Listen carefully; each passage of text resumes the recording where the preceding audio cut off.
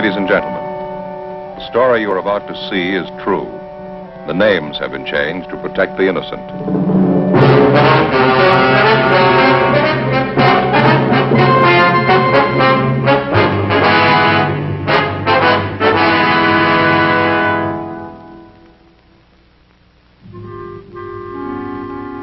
This is the city. Like a great many coastal towns, Los Angeles has a wide variety of beaches.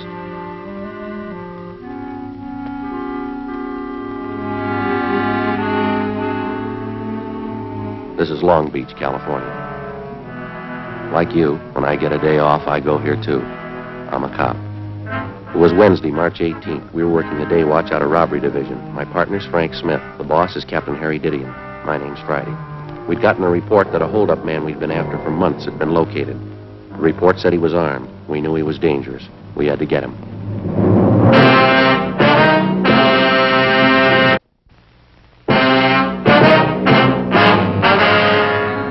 How's the coffee, Joe? Fine, I brought some back for you. Slats? Joe? Where's Tom? Checking out some tear gas equipment. Figured we might need it. You confirm that address? Yeah, 2100 Buchanan Avenue, corner house.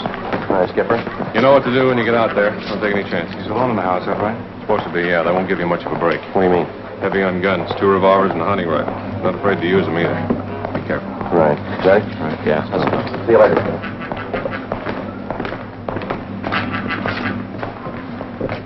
Well, it's a long haul, huh? Hope this washes it up.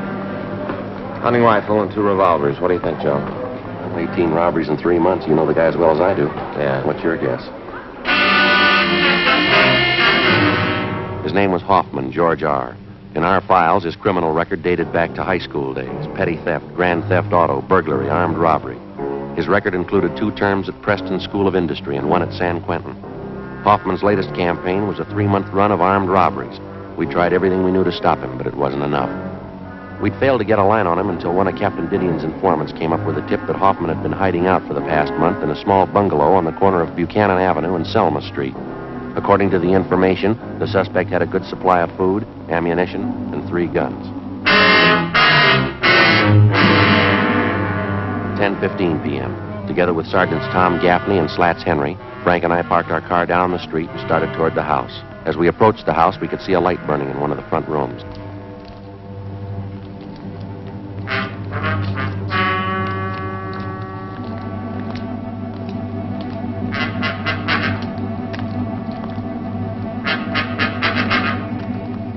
All right, Slats, you and Tom want to cover the back? Right, Joe. Let's go, Tom.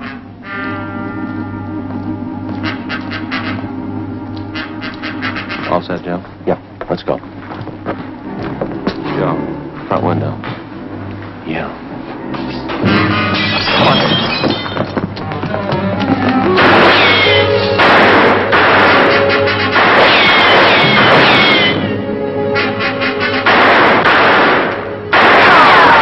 All right, Hoffman, come on out of there. Give it up. What do you think, Joe? I don't know. We got to get him out of there. Hoffman! What do you want, Tom? I'm telling you, throw those guns out and you follow them. I ain't coming out. You try coming in, I'll blow your head off. I ain't coming out. All right, lob one in there.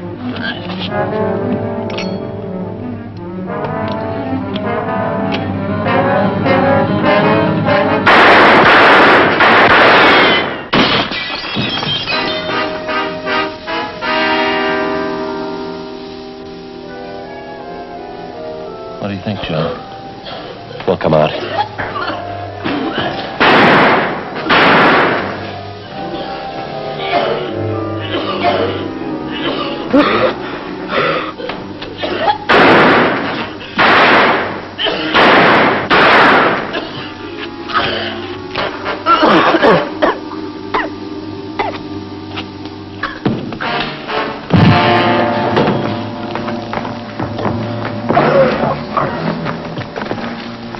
All right, come on, Hopper. On your feet. Come on, get up.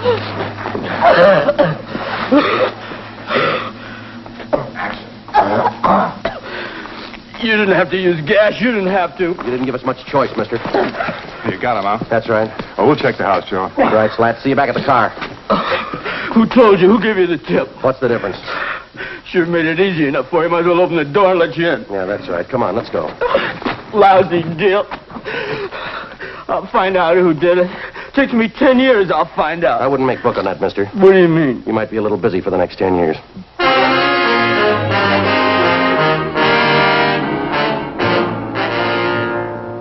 George Hoffman was taken downtown and booked on suspicion of robbery. At a special show-up, he was identified by more than a dozen of his robbery victims. Between his arraignments and his preliminary hearings, we worked together with the district attorney's office in lining up witnesses and preparing the evidence against the suspect. We figured we had an airtight case. Hoffman's trial in Superior Court was set for May 14th.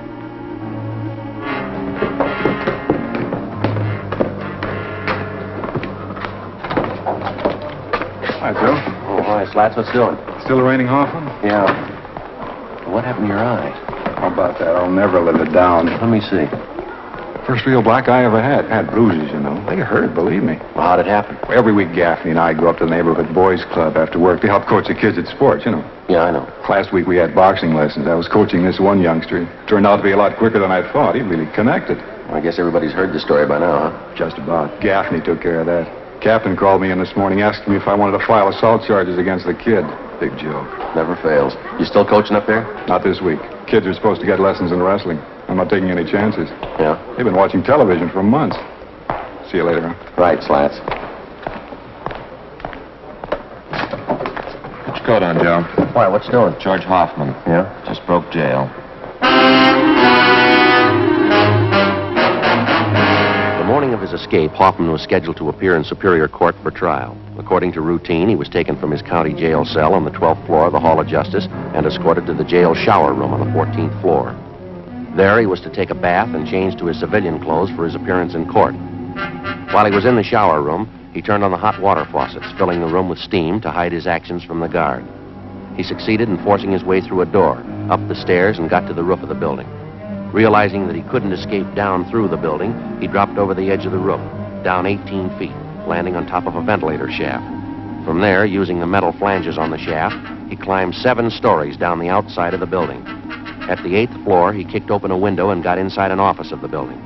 He slugged a bailiff who tried to stop him, and then he ran down the remaining flights of stairs into the street and disappeared into the crowd. 20 minutes later, he robbed a dentist's office at 3rd and Los Angeles Streets and got away. Police and sheriff's deputies covered the city for him. Frank and I were among them. 11:55 p.m. We checked back into the office. Hi, Skipper. How about Hoffman? Anything new? Nothing. Not a trace of him. He must have a good friend someplace in town. Everything's covered. His friends, relatives, his hideout, everyone he knows, every place he's ever been. We plugged every loophole we can think of. The depots, terminals, the airports. Still no trace of him. I don't know. Sure is a strange one. No stranger than climbing down the side of a building. Did you check that story out, Captain? It's the truth. Apparently Hoffman planned the thing out pretty carefully. Well, how do you mean? The sheriff's men talked to some of the prisoners in the jail. They said Hoffman was practicing for it since the day we put him in there. He'd work out 5 to 6 hours every night, building up his hands and fingers. Well, how'd he do that? He used the upper bunk in his cell. He'd hang from the edge of it with the tips of his fingers. He'd do it for hours, pulling his body up and down. He made little grooves in the wall, dug his fingertips into them. Prisoners say he got so he could hold himself up like that 10 minutes at a stretch. That's pretty amazing. Robbery, did he? Yeah, Little John, I sent him out about 10 minutes ago to relieve you. Should be there any minute. Right. What about our schedule, Skipper? As far as I know, we'll go all night on this. Sheriff's office is saying. Uh-huh. You two were relieved at 11:30. Better check back in here at 5:30 a.m., okay? Right. Hot shot, I'll get it.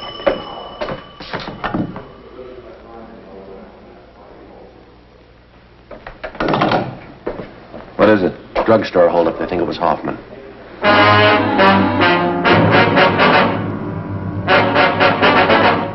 The scene of the holdup was the Rex Lake Pharmacy on the corner of Pico Boulevard and Pine Lake Street. The victim, a Mr. Clarence Geringer, told us that the holdup man had entered through a rear door, slugged him, and escaped on foot with his overcoat and about $150 in cash. We showed him a number of mugshots. He identified George Hoffman as the bandit. A special detail of men were ordered on a thorough search of the general area around the drugstore. No sign of the suspect. The citywide dragnet continued all that night and into the next day. No developments. The search went on. A week passed. At 10 p.m. on the day Hoffman was scheduled to be tried in Superior Court, he beat up and robbed a 40-year-old liquor salesman in the Highland Park area. Again, he made good his escape. Routine investigation failed to turn up a thing. We continued to check out every possible lead.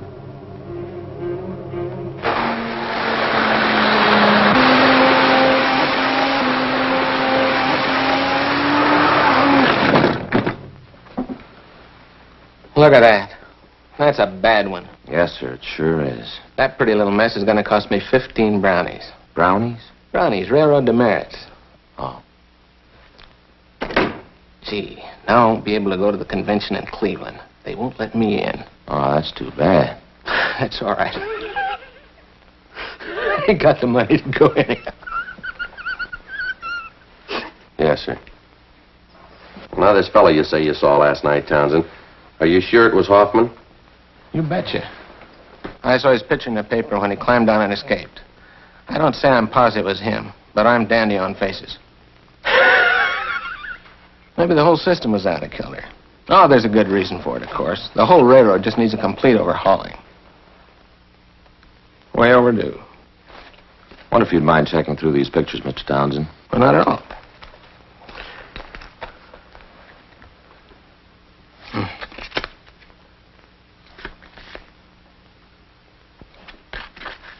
Gee, that's a mean-looking one. Well, that looks like Harvey, the president of our railroad club. Which isn't, though. He wears a brush.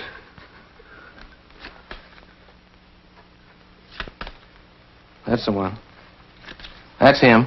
Am I right? Yes, sir, that's Hoffman. Do you happen to know where he's staying? Yes, an auto court on Royal Oaks Avenue. He's been there for a month. Say, Sergeant, if you find out it really is this Hoffman, don't tell Mrs. Cox at the auto court. It'd just break her heart. That's so? She's sort of an amateur detective. She thinks she knows faces better than I do.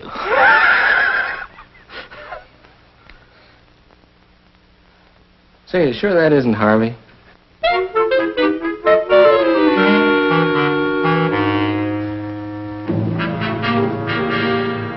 After we left Roy Townsend, we called the office and filled them in. Captain Didion called Pasadena and notified them. Then we drove out to the auto court in which the suspect was reportedly seen. Yes, you want something? Yes, ma'am. You Miss Cox? Yeah, I'm the manager here. If you want lodgings, we're all filled up. You might try the Golden Eagle straight down the street there. We're police officers, Mrs. Cox. Could you hold that up a little closer? Yes, ma'am. Oh, yeah. Do you have a man named Hoffman staying here? Hoffman?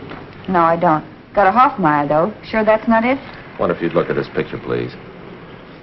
Could you hold that a little closer, please? Yes, ma'am. Could you get a little closer? Well, I'm afraid not, ma'am. Oh, could you step out here, do you suppose? Thank you. Do you recognize him? Yeah, but his name's not Hoffman, it's King. Number 23. He's not in, though. Left about an hour ago. That's so? Yeah. I guess he won't be back for another hour.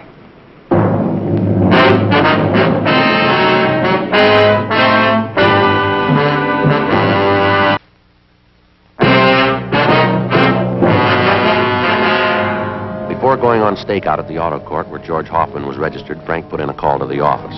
The owner of the court, Mrs. Cox, gave us a pass key to cottage number 23 where the suspect was staying. We advised her to say nothing to Hoffman when he returned. We went to cottage 23 and we waited. An hour passed. Hoffman failed to show. Another hour went by. Still no sign of him.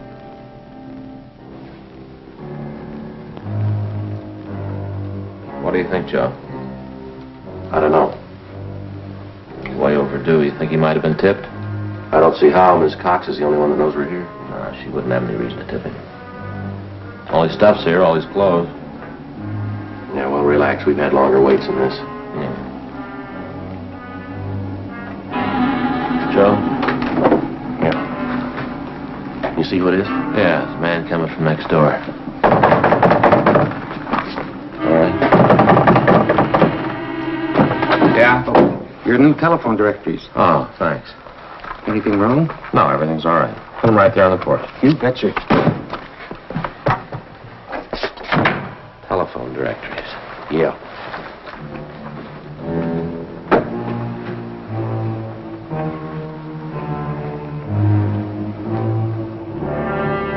We checked with the office. No word. At 5:30, we were still waiting. You know, I was just thinking, Joe. Yeah? What about? That fella Townsend has all those trains. Must be a great hobby, electric trains. It runs into money, doesn't it? It's pretty expensive. I was going to talk to Fay about it. It's real educational. My little boy would get a big kick out of having his own train. Well, don't you think he's a little young? He's only 3 years old, isn't he? Yeah, but I could put it together for him, show him how to run it. Yeah, sure.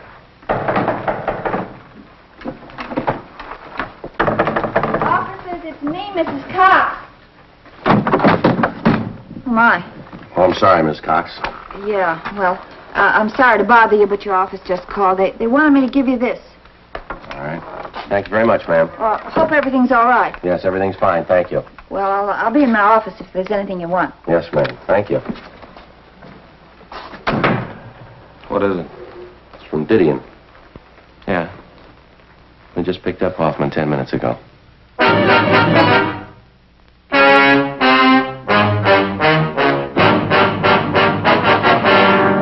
The suspect, George Hoffman, was taken back to Los Angeles and lodged in the county jail. This time there was no escape.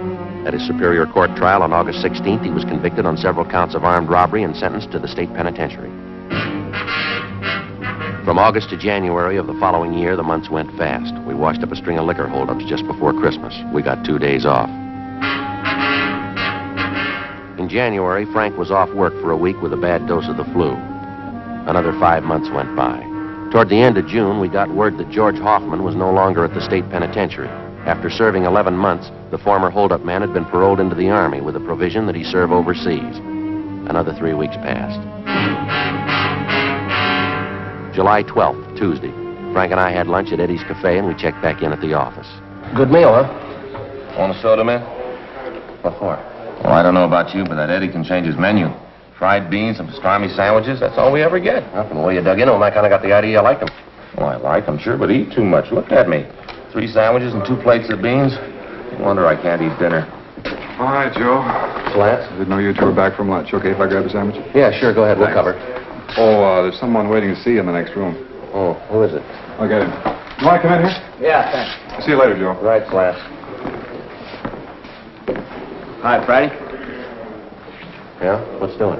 Remember me, George Hoffman? Oh, yeah, Hoffman, in the Army uniform. I didn't recognize you. Yeah, I thought it might fool you. Guess you heard about me. Good break, huh, Sergeant? Oh, I'm glad you feel that way. How you doing with the Army? I'm pretty good now. Sharpshooter. Yeah, that figures. I like it. Thought I'd drop up and see you fellas. See you still got the same partner. Smith? Yeah, we still work together. Oh, yeah, been a long time, Hoffman. How are you? Pretty good, officer, thanks. Just thought I'd stop by, show you there's no hard feelings. Sure thing. Got any idea when you're going overseas? Boys in my outfit figure day after tomorrow. That's kind of one reason I dropped in to see you. How's that? Well, I know it's pretty nervy, but I got lots of that. See, a bunch of us were on leave till tomorrow noon and figured we'd go out tonight, and I'm a little short. You know how the Army pays. Here's a couple of bucks, Hoffman. Will I do you any good? Oh, that's sure swell of you, Sergeant. Thanks a lot.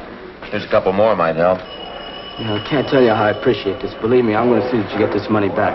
It's all right, Hoffman. Thanks again for the touch. Good of you. Drop us a card if you get a chance. We'd like to know how you're doing over there. Sure thing. Bye, Sergeant. Bye. Good luck to you.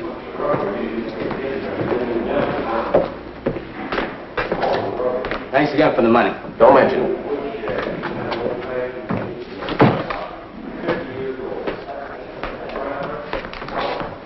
Well, looks like a turn for the better, huh? Yeah. Doggone, it never fails. My last 2 bucks. Well, we had to give him something. Yeah, but what do I do for lunch money tomorrow?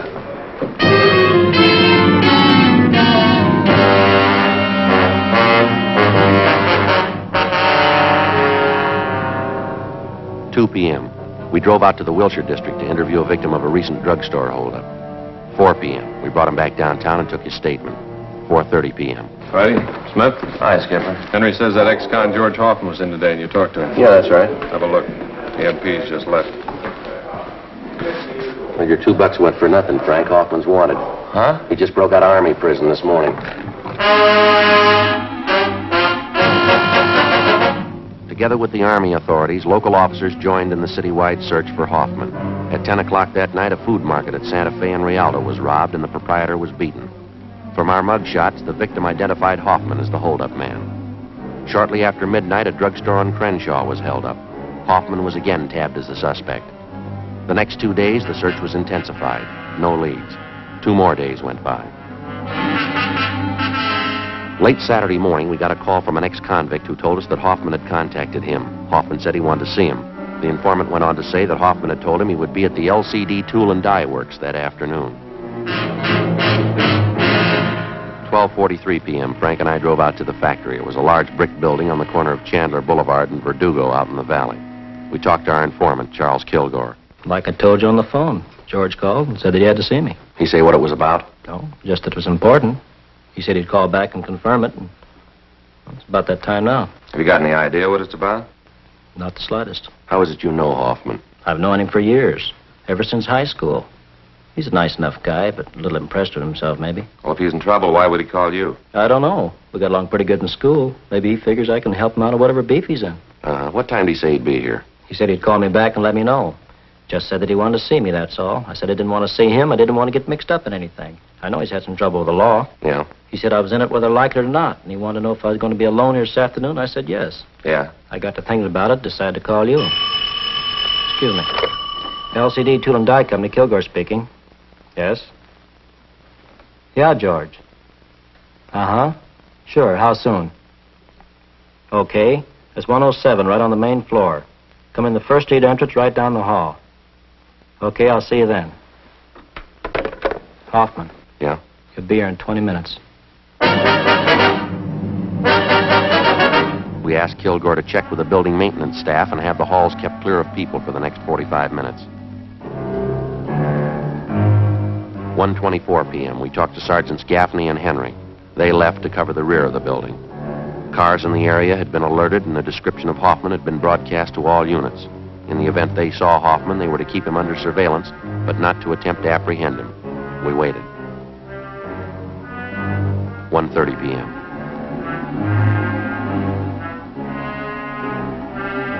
.40.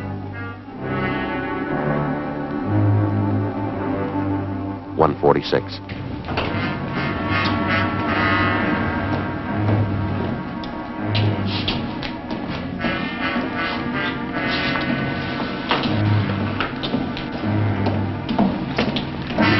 All right, hold it up, Hoffman.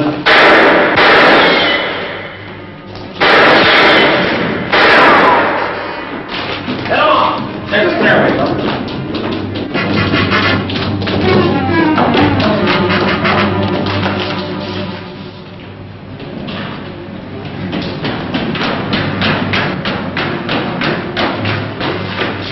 I'll head him off this way, Joe. All right, Slats, careful.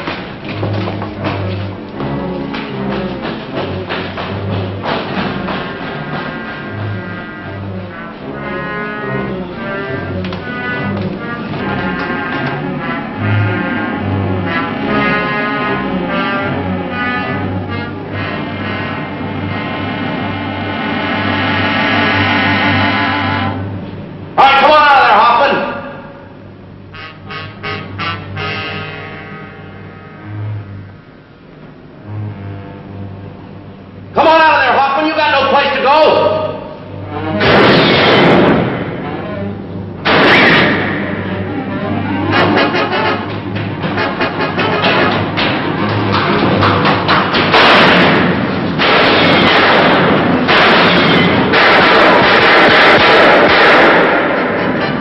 Don't shoot him on him, kid! Throw that gun out here.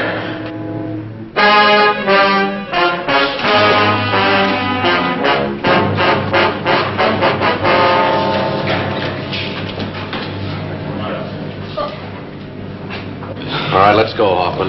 Sure. What good's it gonna do you? I already proved it. I can break jail anytime. I proved it twice. Well, you're going right back in again. What's that prove?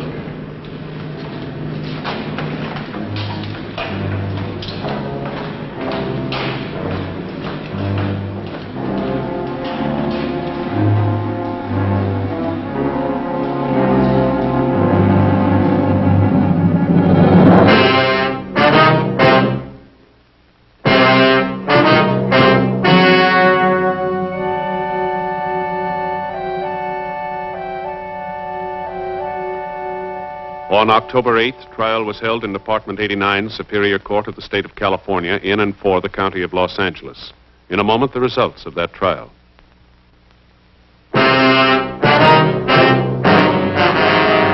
The suspect was tried and convicted of first-degree robbery, 3 counts. each sentence to run concurrently.